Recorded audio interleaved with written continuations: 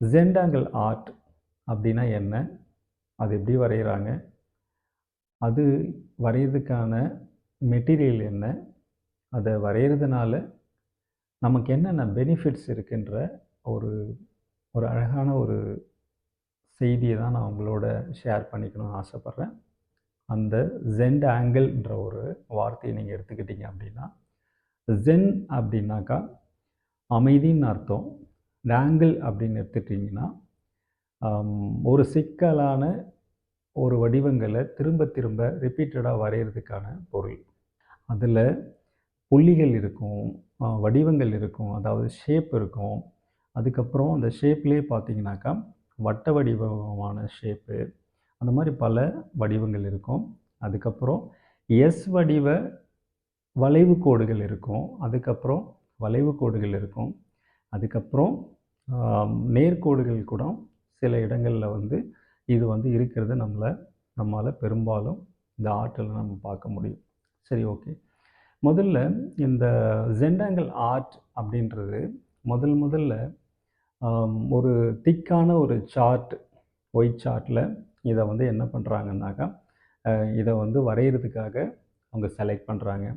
அப்படி செலக்ட் பண்ணும்போது அது கூடவே அவங்க என்ன பண்ணுறாங்கன்னா, அந்த பேப்பர் இருக்கு இல்லையா, அந்த திக்கான போர்டு, அந்த போர்டை என்ன பண்ணுறாங்க, ஒரு ஸ்கொயர் டைப்பில் தான், ஒரு ஸ்கொயர் ஷேப் அந்த சைஸில் தான் அதை எடுத்துக்கிறாங்க. அதாவது ஆரம்ப காலகட்டத்தில் பார்த்தீங்கன்னாக்கா 99க்கு 99 சென்டிமீட்டர், அதாவது இந்த சைஸ் பார்த்தீங்கன்னா ஒரு சதுரமான, அதாவது ஸ்கொயர் ஷேப்பில் இந்த பேப்பரை என்ன பண்ணுறாங்க, தயார்படுத்திக்கிறாங்க.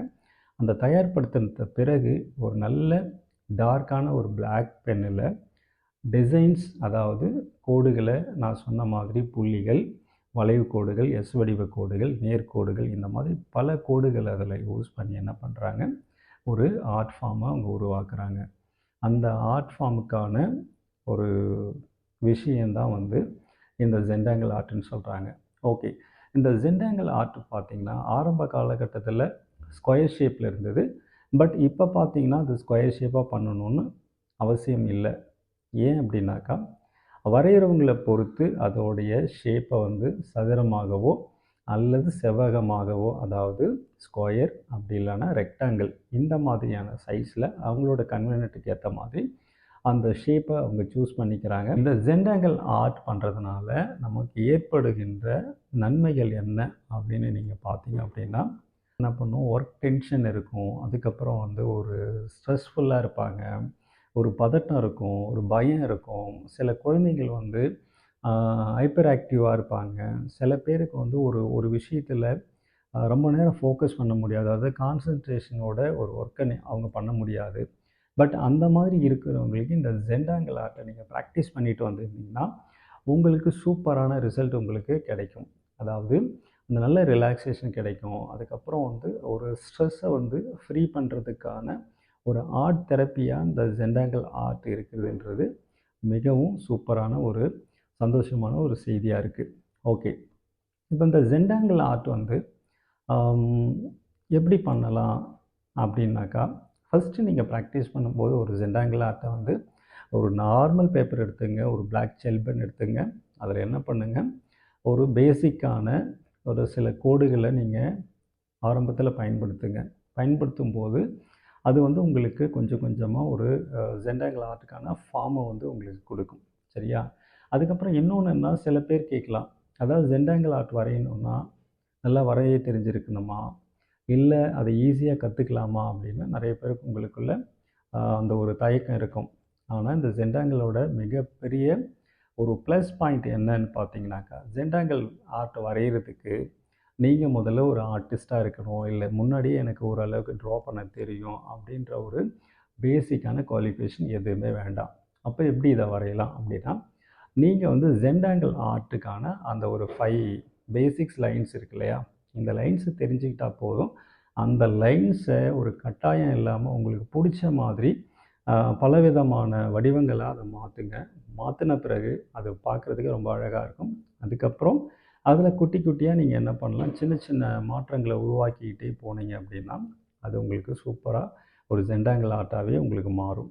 ஓகே, இன்னொன்று ஜென்டாங்கிள் ஆர்ட்டில் வந்து ஒரு சூப்பரான ஒரு தத்துவமே இருக்குது. அது என்ன தத்துவம் அப்படின்னாக்கா, ஜென்டாங்கிள் ஆர்ட் நீங்கள் வரையும் போது ஏற்படுகின்ற நீங்கள் பண்ணுற ஒவ்வொரு தப்பும் இன்னொரு கனவு உலகத்துக்கு உங்களை கூட்டிகிட்டு போகிறதா பல அறிஞர்கள் வந்து ஜென்டாங்கிள் ஆர்ட்டில் சொல்கிறாங்க. அது எப்படி அப்படின்னீங்கன்னா, இப்போ நீங்கள் ஒரு கோடுகளை வரைஞ்சிட்டே இருக்கிறீங்க அப்படின்னா, சில இடத்துல ஒரு கோடுகளை வந்து தப்பாக போட்டுருவீங்க. அந்த தப்பாக போட்டோன்னா அந்த தப்பை வந்து நீங்கள் சரி பண்ணும்போது அது இன்னொரு மாதிரியான ஒரு கோடை கிரியேட் பண்ணும், இன்னொரு டிசைன்ஸ் அது கிரியேட் பண்ணும். அப்போ என்ன ஆகுதுனாக்கா, நீங்கள் வரையும் போது பண்ணுற ஒவ்வொரு தப்புமே இன்னொரு லெவலுக்கு, அதாவது இன்னொரு உலகத்துக்கு உங்களை கூட்டிகிட்டு போகுது. இன்னொரு பேட்டர்ன்ஸ், அதாவது ஒரு வடிவங்களை உருவாவதுக்கான ஒரு ஒரு விஷயத்தை உங்களுக்கு அதுவே உங்களுக்கு என்ன பண்ணுது, சொல்லித்தருது.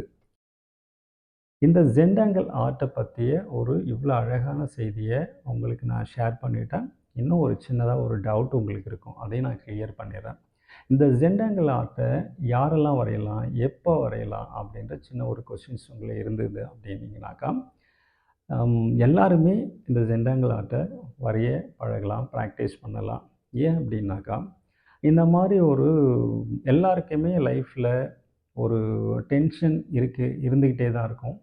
எல்லாருக்குமே வந்து ஒரு ஸ்ட்ரெஸ்ஸான ஒரு லைஃப்பில் தான் நம்ம வாழ்ந்துகிட்டே இருப்போம். அப்போது இதெல்லாம் நீங்கள் வந்து ரிலீவ் ஆகணும், இதிலேருந்து நீங்கள் கொஞ்சம் ஃபோக்கஸ் வேறு ஒரு இடத்துல நீங்கள் ஃபோக்கஸ் பண்ணணும், இதெல்லாம் கொஞ்சம் நேரம் மறக்கணும் அப்படின்னிங்கன்னா, கண்டிப்பாக அழகாக உங்களுக்கு எப்போ டைம் கிடைக்குதோ அந்த டைமில் நீங்கள் அழகாக ஒரு பேப்பர் எடுத்துகிட்டு நீங்கள் என்ன பண்ணலாம், ஜென்டாங்கிள் ஆர்ட்டுக்கான அந்த வளைவு கோடுகளையும் அந்த பேசிக்கான சில கோடுகளை நீங்கள் என்ன பண்ணலாம், உங்கள் விருப்பத்துக்கு ஏற்ற மாதிரி முதல்ல மனம் மட்டும் கிறுக்குங்க.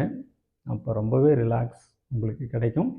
அது மட்டும் இல்லாமல் இது எப்போல்லாம் டைம் கிடைக்குதோ அப்போல்லாம் நீங்கள் வரையணுன்றதை தாண்டி நம்ம சந்தோஷத்துக்காக நாம் ஒரு நாளைக்கு, அதாவது 24 ஹவர்ஸ் இருக்கு இல்லையா, அதில் ஒரு நாளைக்கு நம்ம 1 மணி நேரம், அப்படி இல்லைன்னா குறைஞ்சது அரை மணி நேரமாவது நம்ம உடலுக்கும் நம்ம மனசுக்கும் ரிலாக்ஸ் கொடுக்குற இந்த ஆர்ட்டை நீங்கள் தொடர்ந்து பண்ணும்போது நிச்சயமாக உங்களுக்குள்ள நல்ல ஒரு பாசிட்டிவான ஒரு தாட்ஸ், ஒரு ஸ்ட்ரெஸ் இல்லாத ஒரு ஒரு ஒரு லைஃப், இதெல்லாம் உங்களுக்கு அமையும். இன்னொன்று, இந்த ஜென்டாங்கிள் ஆர்ட்ன்றது ஒரு ஆர்ட் தெரப்பியாகவே இது செயல்படுகுதுன்னு சொல்லுவாங்க. ஏன் அப்படின்னாக்கா, இது பண்ணும்போது நம்முடைய கவனம் எல்லாம் ஒரு புள்ளியில் நம்ம என்ன பண்ணுறோம், ஃபோக்கஸ் பண்ணுறோம், ஒருநிலைப்படுத்துகிறோம்.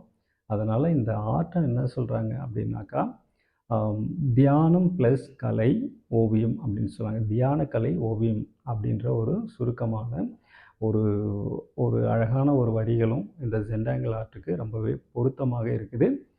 ஓகே, இப்போது நான் இந்த ஜென்டாங்கிள் ஆர்ட்டை பற்றிய முழு செய்தி உங்களுக்கு சொல்லியாச்சு. இதில் பல செய்திகள் உங்களுக்கு வியப்பாகவும் இருக்கும், இன்னொன்று சுவாரஸ்யமாகவும் இருக்கும். அது எல்லாமும் உண்மையான ஒரு விஷயம்.